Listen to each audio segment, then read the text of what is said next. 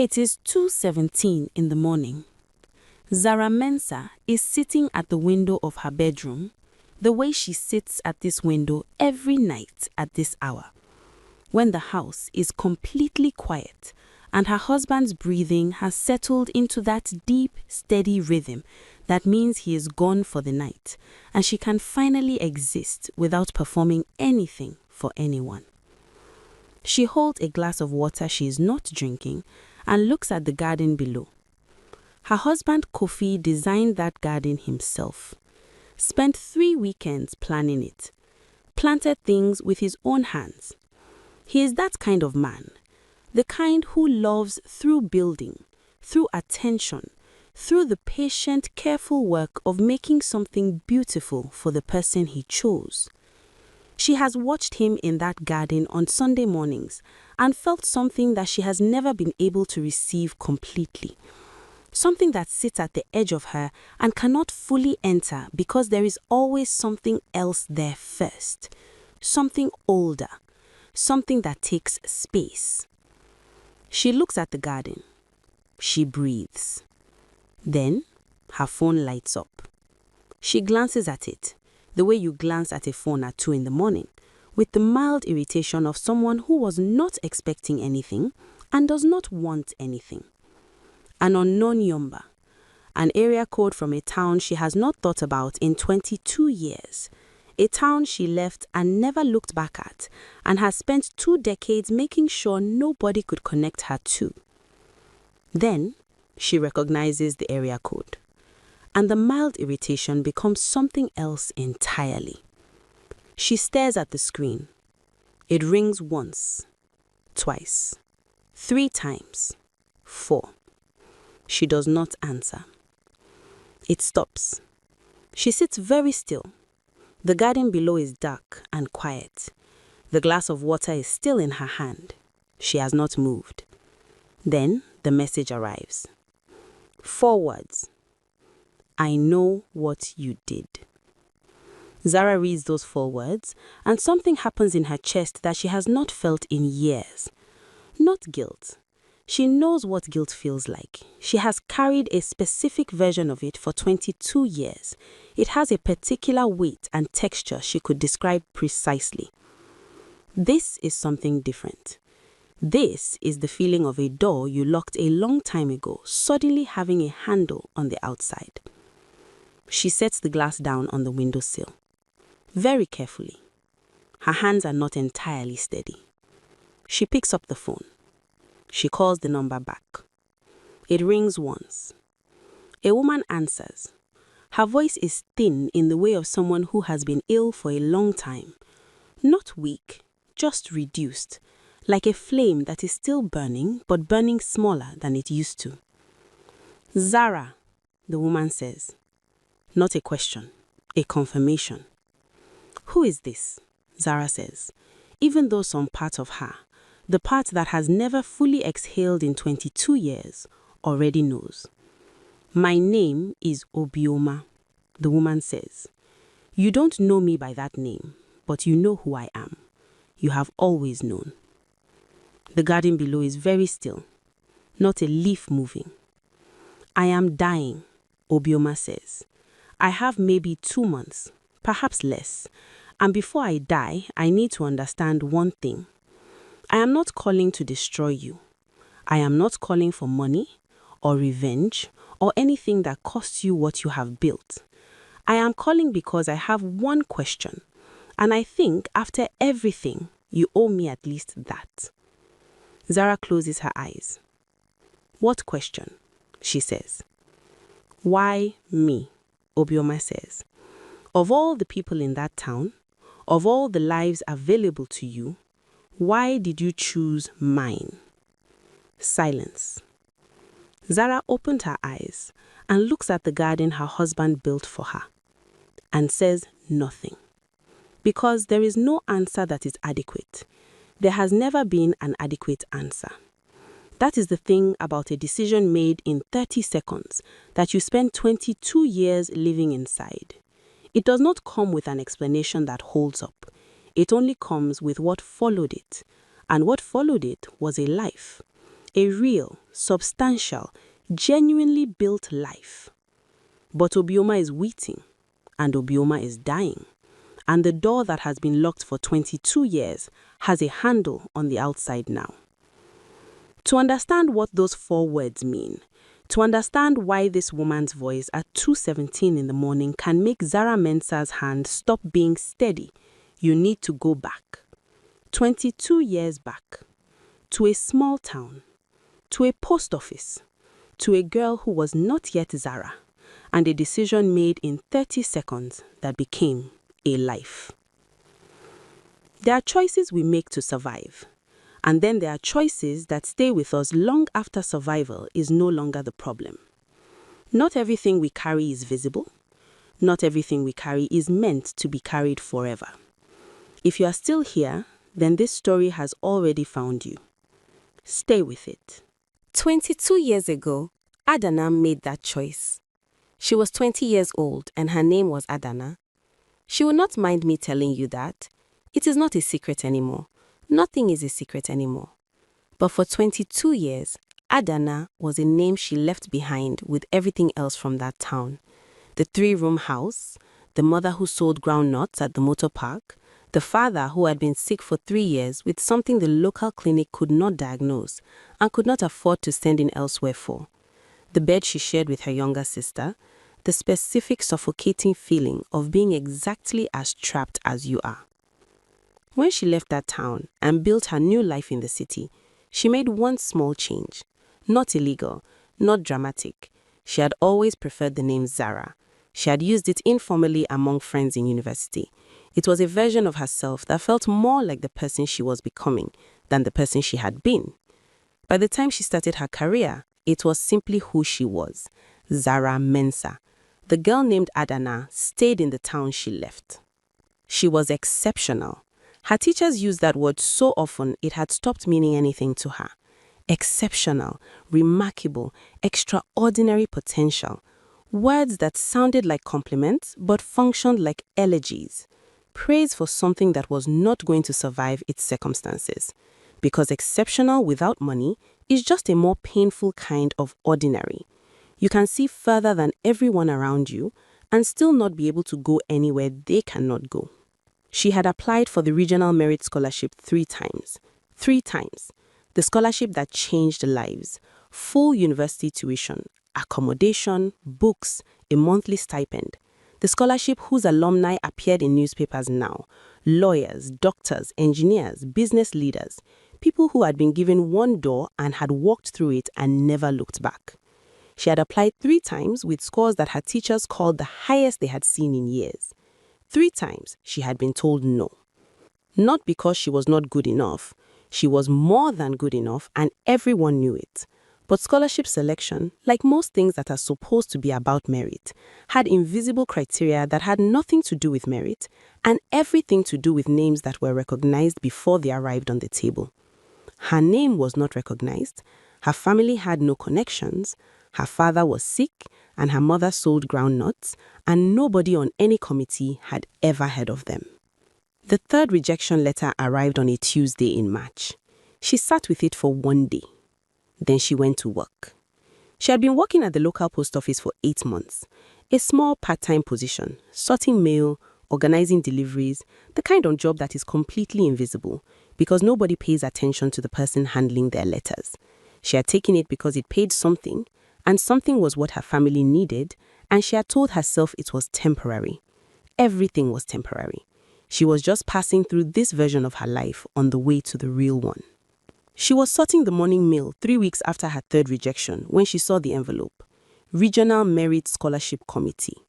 The return address she knew by heart, addressed to a girl named Obioma Nosu.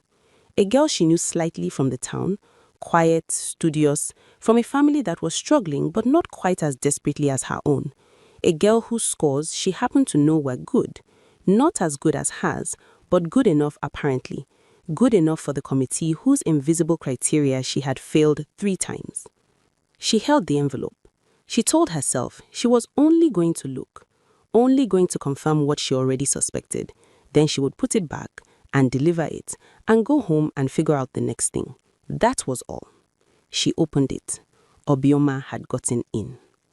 She stood in the post office with the letter in her hands, and she felt something move through her that she had spent 22 years trying to name and never quite managed. It was not simple jealousy. It was something more structural than jealousy, something that felt like the physical sensation of a door closing, this specific suffocating finality of understanding that the world had made its decision about her, and the decision was no, and the decision was permanent, and the decision was wrong, and there was nothing she could do about it. Except, she looked at the letter. She looked at the envelope. She made a decision in 30 seconds. She destroyed the letter. She told herself, and this is the part that will make you uncomfortable, the part that requires you to sit with something that has no clean answer.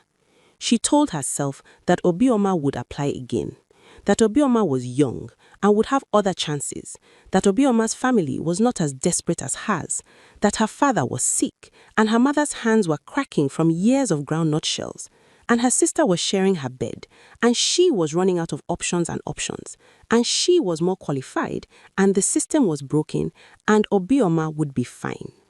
She told herself all of this in 30 seconds, and then she went back to sorting mail. Now, here is the part you might be wondering about. How did she get from destroying that letter to actually sitting in a university lecture hall on a legitimate scholarship? Because you are right to ask. She did not forge documents. She did not steal Obioma's identity. She did not pretend to be someone she was not. What she did was more subtle than that, and in some ways more chilling. 3 weeks after destroying the letter, she walked into the scholarship committee office as herself, as Adana, with her own name and her own application history, and she explained calmly to the administrator on duty that she had not received any response to her third application despite submitting it weeks ago, and she was concerned it may have been lost or misprocessed. The administrator was overworked. The office was underfunded. Files were managed in a system that was more good intention than good organization. The administrator checked, and what he found, because Obioma's acceptance had now disappeared from the records, leaving a funded slot with no confirmed recipient attached to it, was what looked exactly like an administrative error. A highly qualified applicant with 3 years of applications and exceptional scores, whose paperwork had apparently not been processed correctly. A slot that appeared unfilled, a candidate who appeared to deserve it. He did not suspect theft. Why would he? The girl in front of him was calm and polite, and her scores were genuinely extraordinary. He assumed a processing error had occurred, which happened regularly in that office, and he processed the award in Adana's name using her own legitimate documents and her own legitimate scores. The scholarship was issued to Adana. Her real name, her real qualifications. The university received a legitimate award letter for a legitimate student. Nothing was forged, nothing looked stolen, because technically nothing had been stolen in the way anyone would think to look for, except a letter and a life. She went to university. She was extraordinary there. Everything her teachers had always said. She studied with the intensity of someone who knows exactly what it costs to get through the door and is not going to waste a single hour of it. She graduated at the top of her class. She moved to the city. She built her career with genuine ability and genuine effort and genuine sacrifice. Late nights and early mornings and years of proving herself in rooms where nobody had opened the door for her. She became Zara, and Zara became everything she knew she could become. And Obioma stayed in the small town. Obioma had gone to the post office herself when weeks passed with no letter. She was told nothing had arrived for her. She asked her teacher. Applications had been submitted through the school, and her teacher confirmed the application had been forwarded to the committee. She wrote one letter to the committee asking about the status of her application. She received a form response saying her application had been reviewed and she had not been selected for the current cycle. She assumed she had not been good enough. She did not push further. She did not have the connections or the resources to push further. She accepted what the system told her because the system had always been the final word for people like her. She stayed in the small town. She married a man who was decent and kind. She had 3 children. She built a small, quiet life with the materials available to her and never knew the real reason the letter never came. For 16 years, she never knew. Then her daughter found the records. Sharp, curious girl, 17-year-old, doing a school research project on regional scholarship history, the kind of project that requires digging through old administrative files that nobody has looked at in years. She found an anomaly, a name in a column where a different name should have been, a slot that showed as having been reprocessed with a note that said administrative error correction, a gap where something should have been and was not. She brought it to her mother with the excitement of someone who has found something interesting without understanding yet what it means. Obioma looked at the records and understood immediately. She sat with her daughter's research spread across the kitchen table, and she looked at a name she recognized from 22 years ago, and she understood everything in the space of one breath. She told her daughter it was probably just an administrative error. These things happened. Old records were unreliable. She folded the papers carefully and put them in a drawer and told her daughter the project was very good work and suggested a different angle for the conclusion. Then she waited until she was alone and she sat at her kitchen table for a very long time. 6 years passed. 6 years of Obioma sitting with what she knew. During those 6 years, she did something quietly and methodically that nobody around her knew she was doing. She tracked down the woman named Adana, who had worked at the post office 22 years ago and who had left the town shortly after and who had rebuilt herself in the city under a name that suited the person she had become. It took time. It took patience. It took the particular determination of a woman who has decided she wants one thing and is willing to work carefully toward it. She found a profile, a consultancy website, a public board listing, a contact number that took 2 years to locate through careful and patient searching. She did not call immediately. She sat with the number for 4 more years. 6 years of watching from a careful distance as Zara Mensah's name appeared in newspapers and on boards and at events. 6 years of seeing those 3 scholarships, 3 young women funded every year by Zara Mensah's consultancy, announced quietly without fanfare and understanding exactly what they were. Not generosity, penance. The specific generosity of someone who cannot give back what they took but cannot stop trying to account for it. Obioma watched all of this, and she was not angry. This is the part that will surprise you. After 6 years of knowing, she was not consumed by anger. She had felt it. Of course she had felt it. She was human. There were nights in those 6 years when she lay awake and felt something hot and old and justified moving through her. But anger was not what settled. What settled was something quieter and more complicated. Something that had to do with the particular mathematics of 2 lives, one that went one way and one that went another, and the question of whether the difference between them was entirely explained by one decision in a post office 22 years ago. She thought about her children, her decent, kind husband, the life she had built. It was not the life Zara had. It was smaller and quieter, and it would not appear in any newspaper, but it was genuinely hers, built on nothing that was stolen, nothing that belonged to someone else, hers completely. She thought about Zara, about what it must feel like to have built something extraordinary on a foundation with a crack in it, to wake up every morning in a beautiful life and know that one thread pulled in the right place could unravel everything. She thought about Amina's daughter. Amina, 19 years old, sharp and restless, and about to step into the world, standing at doors that her mother's success had opened for her. She thought about what Amina did not know about how those doors came to exist. And she made a decision. Not to destroy, not to expose, not to take back something that could not be taken back. To give Amina what her mother had never been given at that moment in the post office. The full truth. So she could make a real choice with real information. So 6 years after finding the records, Obioma was diagnosed with an aggressive cancer. The doctors gave her timelines she did not share with her children. She arranged her affairs. She said the things she needed to say to the people she needed to say them to. And then she picked up her phone and she called the number it had taken her years to find. And she waited for it to ring at 2:17 in the morning in a house with a garden built by a man who did not know the full story of the woman he loved. Zara called her back within 2 minutes. They spoke for 11 minutes that first night. Obioma said what she had called to say, quietly, without drama, with the particular directness of a woman who has 2 months to live and has already decided how she wants to spend them. She was not calling for an apology. She was not calling for money. She was not calling to threaten. She wanted one thing. Tell Amina the truth.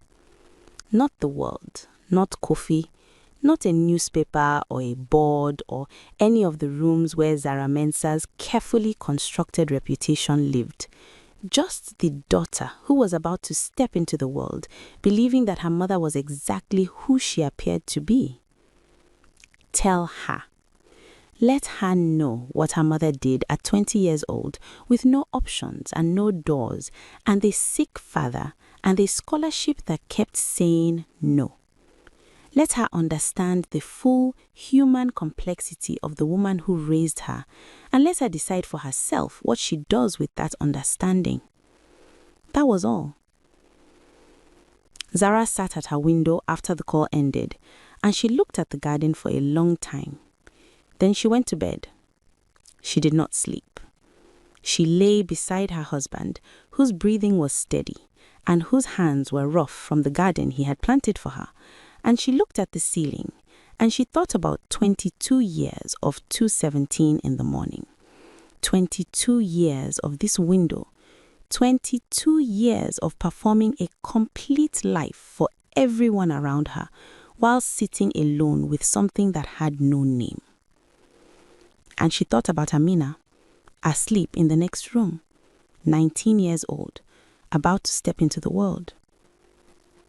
She did not tell Amina immediately. She told herself she needed time. She needed to think about how. She needed to find the right words. She needed to understand what telling the truth would actually cost before she spent it. But the real reason she did not tell Amina immediately was simpler and less comfortable than any of that. She was afraid. Not of losing Amina's respect, though that fear was real and large. Not of what Amina might do with the information, though that fear was also real. She was afraid of something more fundamental. She was afraid that telling the truth would make it more real. That as long as it existed only between her and Obioma and the locked room inside herself, it was still in some sense manageable, contained. But the moment she said it out loud to her daughter, it would become the kind of thing that exists in the world, the kind of thing that cannot be put back. 3 weeks passed. Obioma did not call again. She had said what she came to say. She was waiting. Zara went about her life. Meetings, decisions, the consultancy running at full capacity, a board meeting where she sat at the head of the table and spoke with the confidence of someone who has earned their place completely. An evening with coffee in the garden where he showed her what he was planning to plant next, and she watched his hands move over the soil and felt the specific ache of loving someone while holding something back from them. And Amina, who was working on her scholarship application, a prestigious postgraduate award that would fund the next stage of a future she was already building on her own merits. Who came to her mother one evening with a draft of her personal statement and asked her to read it. Zara read it. It was good, genuinely impressively good, sharp and honest and full of the particular voice of a young person who knows what they want and is not afraid to say so. It spoke about ambition and about the responsibility that came with opportunity and about what she intended to do with the doors that were opened for her. Zara read it twice. Then she looked at her daughter, and something settled in her that had been unsettled for 22 years. She folded the draft carefully. She said, "Amina, there is something I need to tell you. Something I should have told you a long time ago. Something I need you to hear from me and not from anyone else." Amina looked at her. Okay, she said. The simple okay of a young person who does not yet know that some okays open doors that cannot be closed again. Zara told her everything. The post office, the envelope, the 30 seconds, the decision, Obioma, all of it. She told it the way she had never told anything, without the careful construction of a woman managing her image, without the performed composure of someone who needs to remain in control. She told it like it actually was. Ugly and human and 22 years old and still present. She told it, and she watched her daughter's face move through things she could not predict and could not control and had to simply witness. When Zara finished, the room was very quiet. Amina did not speak. She looked at her mother for a long moment. Her face was doing something Zara could not read. Not the clear rejection she had braced for, not the understanding she had hoped for, but something in between that had no name yet. Then Amina stood up. She picked up her personal statement from the table. She folded it once. She walked out of the room. She did not slam the door. That was almost worse. She simply closed it behind her with the quiet click of someone who has nothing left to say. Zara sat in the empty room. She did not move for a very long time. 3 days passed. 3 days of Amina coming and going from the house without looking at her mother directly. 3 days of meals where she sat at the table and answered Kofi's questions in short sentences and did not once address Zara. 3 days of a silence that was not hostile exactly, but was something more painful than hostility. The silence of someone who is still deciding what to feel and has not yet arrived anywhere. Kofi noticed. Of course he noticed. He asked Zara twice if something had happened between them. She said they were working through something. He did not push. He was not a man who pushed, but she saw him watching them both with the quiet attention of someone who knows he is missing a piece of the picture. On the third night, Zara was sitting in the kitchen at 11 p.m., not doing anything, just sitting. The house was quiet. Kofi was asleep. She was thinking about calling Obioma, about telling her that she had done what Obioma asked, and it had cost her her daughter, and she did not know how to get her back. Then she heard footsteps on the stairs. Amina appeared in the doorway. She was wearing the old university sweatshirt she slept in. Her face was tired. She stood in the doorway for a moment without speaking. Then she walked to the refrigerator. She opened it. She took out the pitcher of water that Zara always kept cold. She poured 2 glasses. She set one in front of Zara. She sat down across from her with the other. She did not say anything. They sat there, drinking water, in the kitchen at 11 p.m. After a long time, Amina said, "I don't know how I feel about this yet." Zara nodded. "I'm not saying it's okay," Amina said. "I'm not saying I understand. I'm saying I don't know yet." "That's fair," Zara said. More silence. Then Amina said, "How old were you?" 20. Amina looked at the glass in her hands. 20 was next year for her. 20 was close enough to touch. "That's very young," she said. Not an absolution, an observation.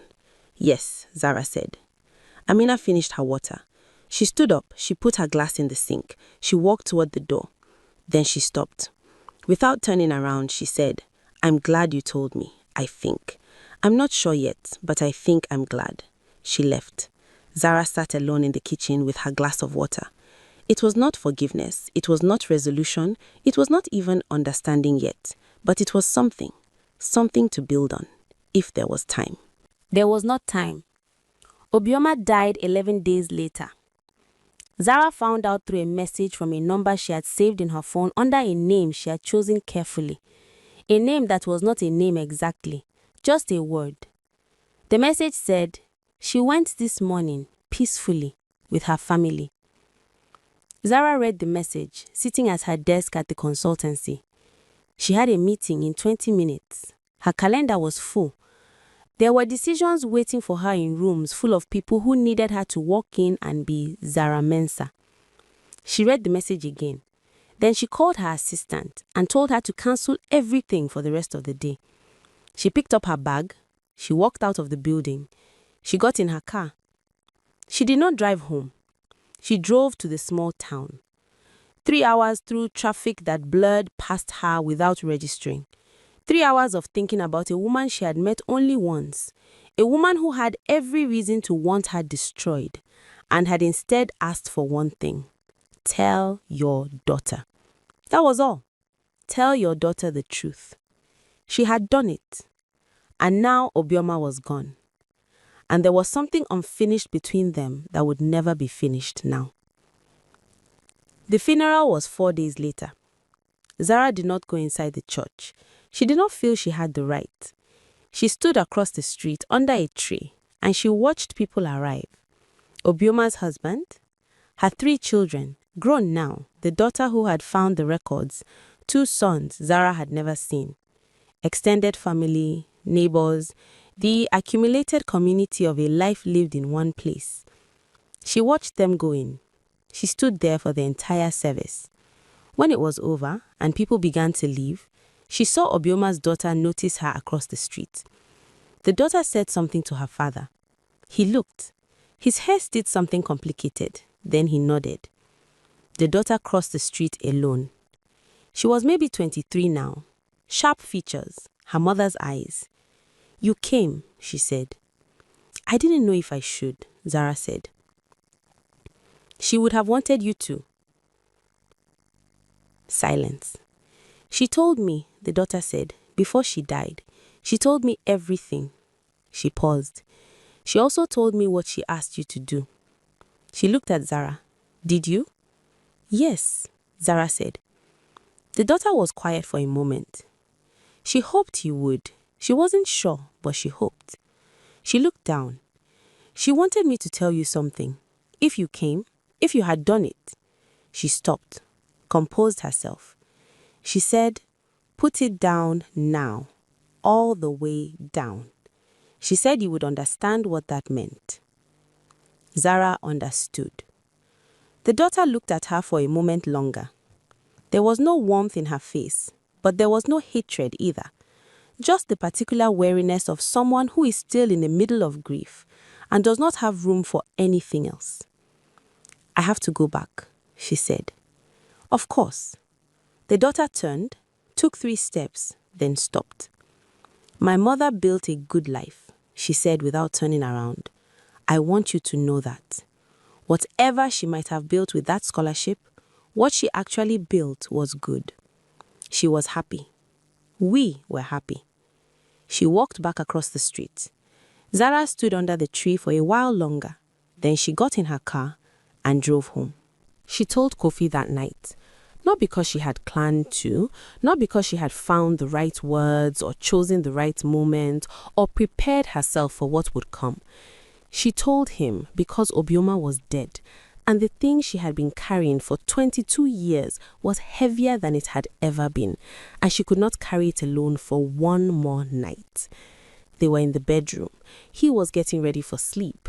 She was sitting on the edge of the bed, still in her clothes from the funeral she had watched from across the street.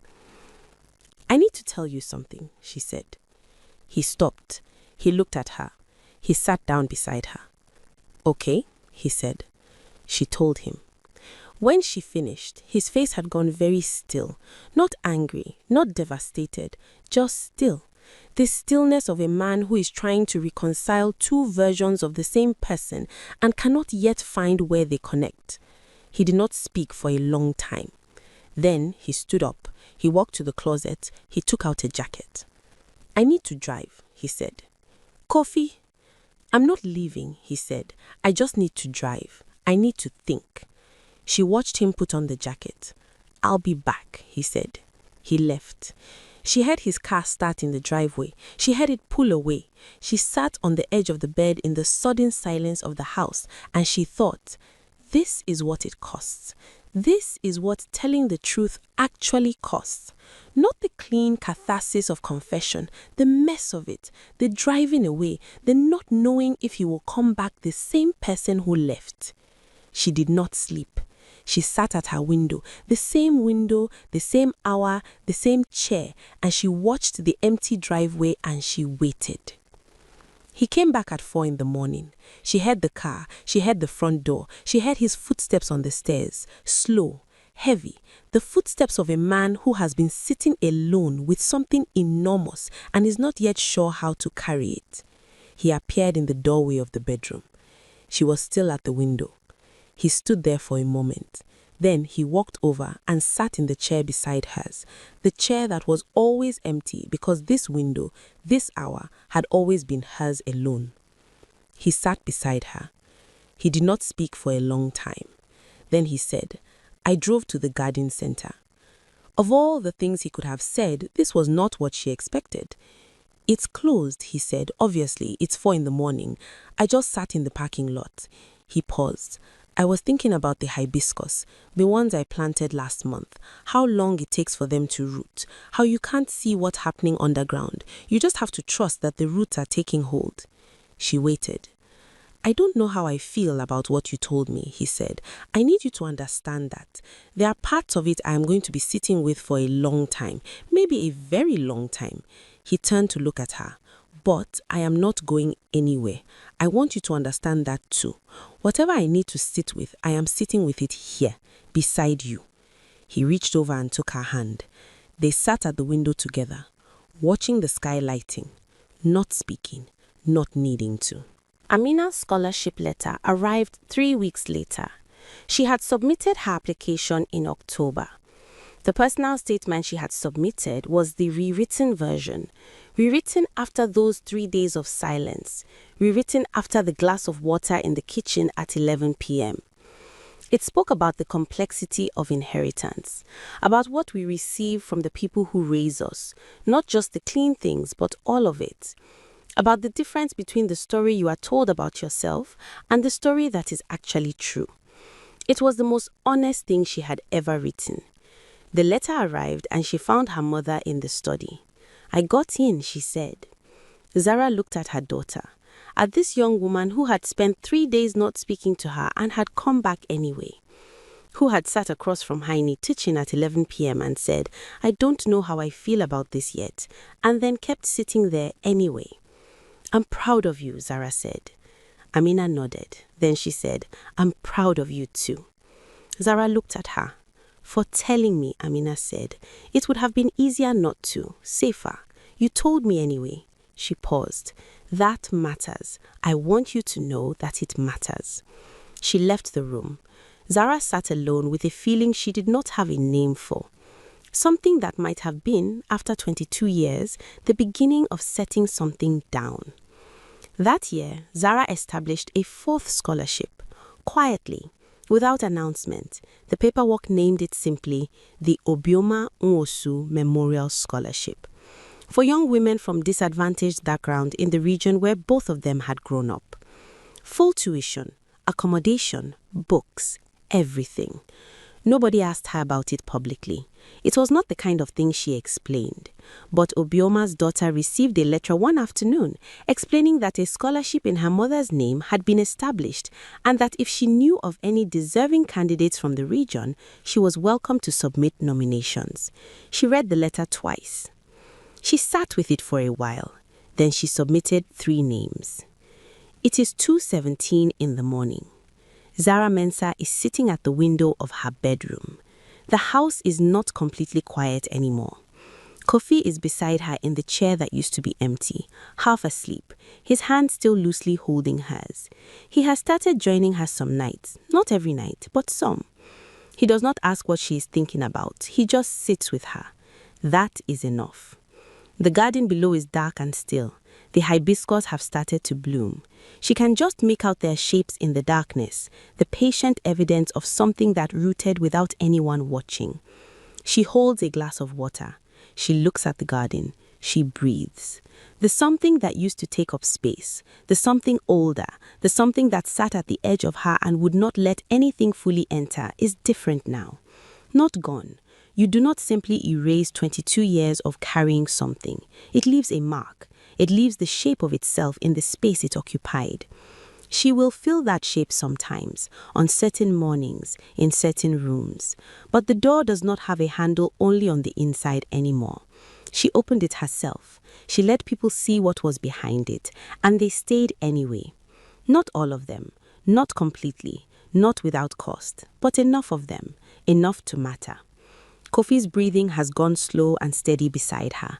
She could wake him, tell him to go to bed properly, but she doesn't. She lets him sleep in the chair beside her at the window where she has spent 22 years sitting alone.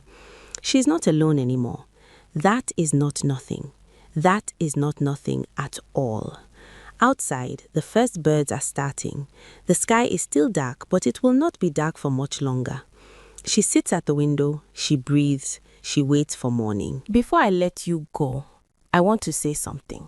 Not to Zara. She is where she needs to be. I want to say something to someone watching this who recognized something in this story. Not the scholarship, not the post office, but the feeling. The feeling of a decision made in a desperate moment that you have been living inside ever since. The thing you did when you had no options and the world had run out of doors. The thing you built on top of it that is real and genuine and yours. And yet, I want you to hear what this story is actually saying. It is not saying what you did was acceptable. It may not have been. It is not saying that guilt is something you can simply decide to stop feeling. You cannot. It is saying that carrying something alone forever is not the same as paying for it. That the punishment you administer to yourself in the dark does not constitute justice. That telling the truth to the right person at the right time, in whatever form that takes for your specific story, is not the same as destroying everything you built. Sometimes the most courageous thing is not what you did to survive. It is what you do when surviving is no longer enough. When you decide that the life you are living deserves to be fully yours, not built on something you cannot look at. Fully, completely, honestly yours. Put it down. Not for them, for you. If this story reached something in you, if there was even one moment where you felt seen, please like this video, subscribe to Echoes of Wisdom by Crystal, and in the comments tell me, what did this story say to you? What did Zara teach you about the things we carry and the things we owe and the things we finally have to set down? I read every comment. This is Echoes of Wisdom by Crystal. Thank you for staying until the very end.